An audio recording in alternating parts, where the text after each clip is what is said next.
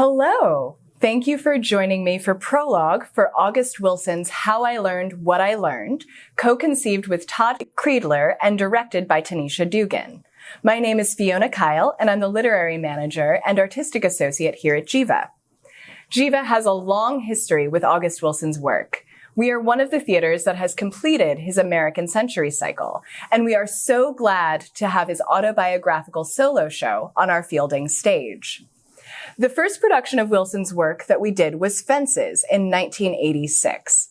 By then, Wilson's star was on the rise in the theater, and as his play Ma Rainey's Black Bottom had already gone to Broadway. What was unique about Geva's production of Fences was that it was the first production of his work without his direct involvement. Director Lloyd Richards, a close collaborator and developer of his work, had been adamant that no one else direct anything of Wilson's until Richards had brought the definitive version to Broadway, which wouldn't happen with Fences until 1987, making our production truly unique in Wilson's early history. Geva's production was directed by a collaborator of Wilson's who he met in Pittsburgh, Claude Purdy, and the Democrat and Chronicle called it expertly constructed, splendidly produced, and created for enduring significance.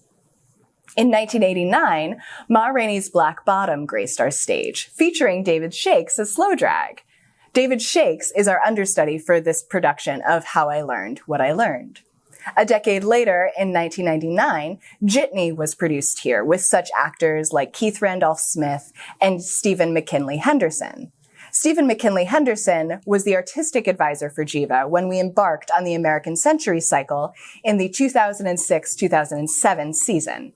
If you saw the 2016 film adaptation of Fences, Henderson played Troy's best friend, Bono.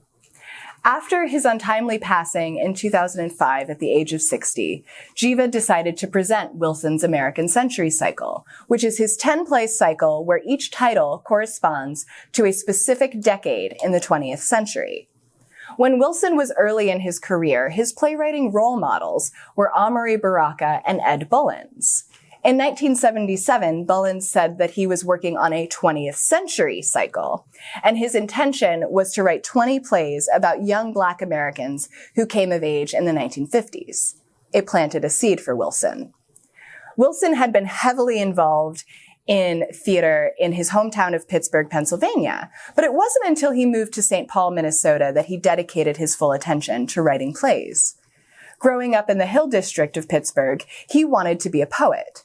He did a 60 Minutes interview in his 50s, and he could still remember the full poem he wrote to a classmate he had a crush on, Nancy Ireland. He was too shy to sign his name, but she was smitten. Even in the 7th grade, he had a way with words. Wilson was born in 1945 as Frederick August Kittle Jr., the fourth of 6 children to Daisy Wilson. Her grandmother, Eller Cutler, lived in Spear, North Carolina, where she raised her daughter, Zonia, who had received a rudimentary education.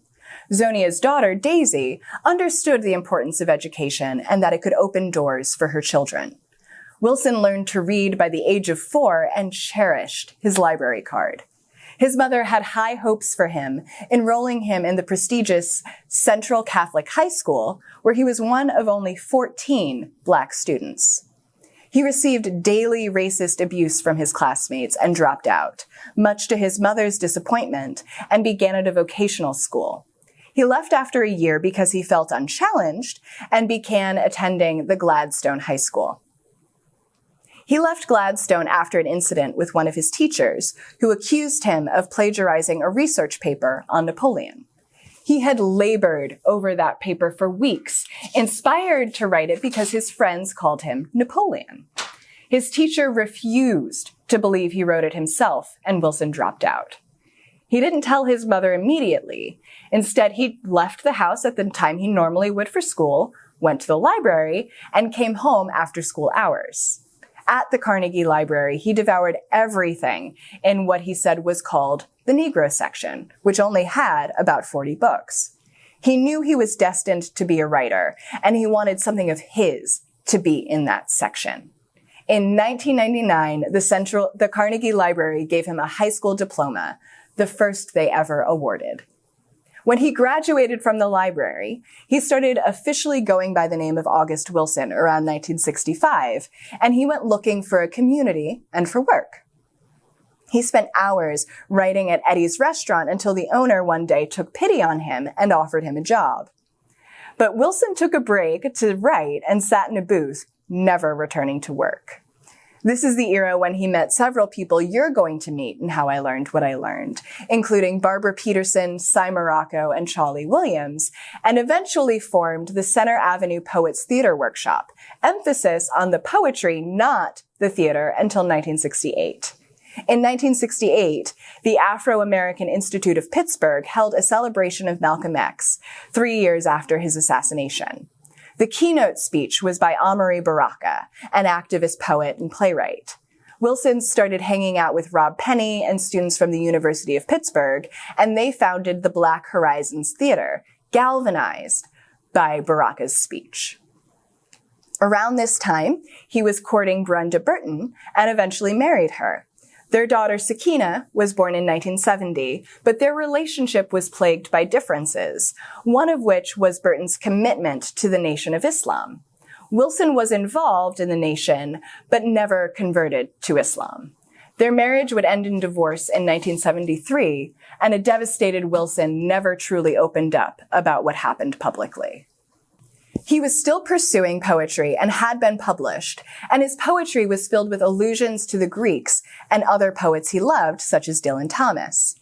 He said of his verse that, "I was always trying to mold it into some European sensibility of what the language should be. But following his divorce, he wrote a mourning statement. It is the middle of winter, November 21, to be exact. I got up, buckled my shoes. I caught a bus and went riding into town. I just thought I'd tell you." It was then that he started to understand that his writing didn't have to have that European sensibility. He also began to feel what biographer Patty Hartigan in August Wilson, A Life, called the limitations of poetry. He said, "I needed something as big as a play because my ideas no longer fit in the poems. I needed a larger canvas that would fit everyone." For Black Horizons, he adapted Superfly for the stage and began an original work, Recycle, partially inspired by his divorce. He then wrote a short play called The Homecoming about two white recording agents looking for bluesmen to make money off of, a precursor to his brilliant Ma Rainey, and he also started working on a musical. In 1977, he moved to St. Paul, Minnesota, where he met and eventually married Judith Oliver. He began working at the Science Museum of Minnesota, where he wrote plays for the exhibits. One of the actors at the museum, Linda Varvel, was in a local production in 1979 that Wilson went to see. He wasn't impressed with the play and told her, "I could write a better play than that."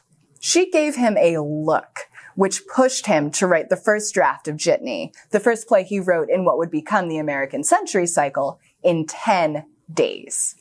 In 1980, he received a fellowship from the Playwrights Center in the Twin Cities. To this day, they are one of the most important organizations serving playwrights in America. Geva's 2022-24 playwright in residence, Harrison David Rivers, was recently the president of their board.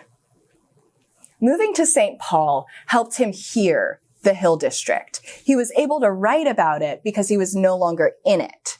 During this period, his writing truly became his own. He had cultivated a look from thrift stores in the Hill, sport coat and cap, that set him apart, and now was time to not just look the part, but to become the writer he always knew he was. He wrote and submitted a draft of Ma Rainey, with the encouragement of his wife and his friends, to the Eugene O'Neill National Playwriting Conference. After years of submitting and receiving rejections, he finally got the opportunity he needed in 1982 at the age of 37. The artistic director of the conference was the director Lloyd Richards, who was also the artistic director of the Yale Repertory Theater. He was best known for having directed the 1959 Broadway production of A Raisin in the Sun. Wilson met him at the pre-conference where each playwright would read their play aloud. Ma Rainey was well over 4 hours, but Wilson's reading of it energized the room of playwrights, directors, and dramaturgs.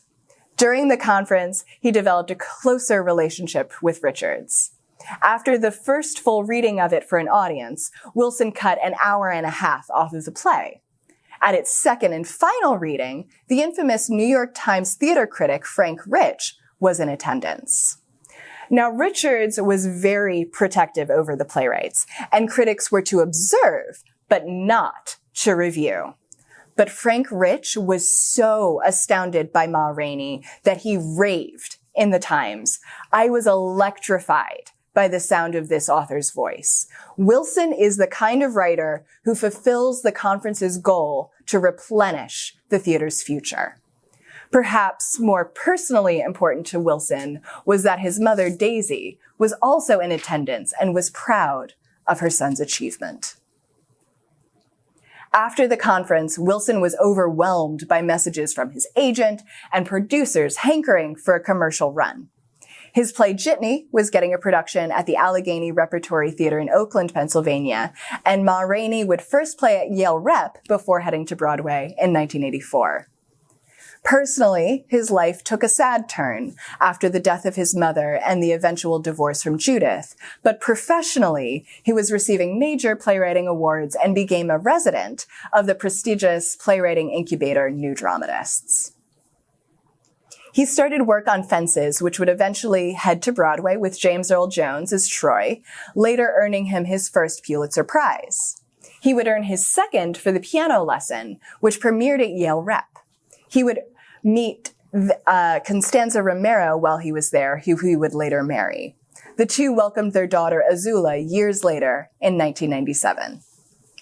The Broadway production of The Piano Lesson received 5 Tony nominations and opened to very positive reviews, except for one notable scathing review in The New Republic by Robert Brustein. Brustein had founded Yale Rep and was at the time the artistic director of another theater he founded, American Repertory Theater outside of Boston. Brustein was an adamant opponent of using regional theaters as Broadway tryouts, which had been of huge benefit to Wilson dramaturgically. Wilson responded to the review in the New York Times and thus began a feud between two theatrical titans. In 1996, Wilson gave the keynote at the Theater Communications Group conference, where he addressed the power structure in nonprofit theater, stating that it was run by and catered to white people, and he demanded equal opportunity and funding for Black artists and theaters. In it, he decried Robert Brustein. His speech was the talk of the conference, and Brustein published a response quickly in the New Republic, and Wilson wrote his own rebuttal. Brustein labeled him a separatist. TCG hosted a debate in 1997, and each man reiterated their original arguments, and with Wilson asserting, "We are not advocates of separatism. Rather, we are seeking to be included." Wilson had moved to Seattle, Washington in 1990 with Constanza, and Seattle Repertory Theater premiered his play 2 Trains Running. Seattle Rep was the originating theater for How I Learned What I Learned in 2003. In 1999 in Pittsburgh, Wilson had met a young playwright and director named Todd Kreidler, who worked as Wilson's assistant for Pittsburgh Public's world premiere of King Hedley II. He became a good friend and close collaborator. Wilson had stories that he loved telling, and Todd was an avid listener and started writing them down. Todd joked that it would become a one-man show. In 2002, Wilson called Todd to say he was in trouble. At a benefit for Seattle Rep, he let the joke slip about the one-man show to the artistic director, Sharon Ott, who immediately offered him a slot in their upcoming season, which he accepted. Todd worked with Wilson on stitching together Wilson's oft-told stories and set them down for posterity. They wanted the show to feel like a 5-hour breakfast where the conversation keeps turning but still feels cohesive. Because it was a one-person show, Wilson insisted that it have a long title and an even longer subtitle. How What I Learned Has Led Me to Places I've Wanted to Go. That I have sometimes gone unwillingly is the crucible in which many a work of art has been fired. The image of the crucible inspired scenic designer Nina Ball for today's production. In 2005, while finishing rewrites for the final play in the cycle, Radio Golf, Wilson went for medical testing and received the diagnosis of inoperable liver cancer. He knew he had to finish the play, end the cycle, and reserved his energy for that, spending time with friends and family as he could, but focusing on the work at hand. He denied standard chemo in order to keep his head clear to write. His diagnosis was on a need-to-know basis, but producer Jack Fertel, who had been at Yale during the piano lesson, found out and started to gather support to rename one of the Jujamcyn theaters on Broadway after him. Shortly after Radio Golf premiered, he announced to the press that he was dying, telling the Pittsburgh Post-Gazette, "I've lived a blessed life. I'm ready."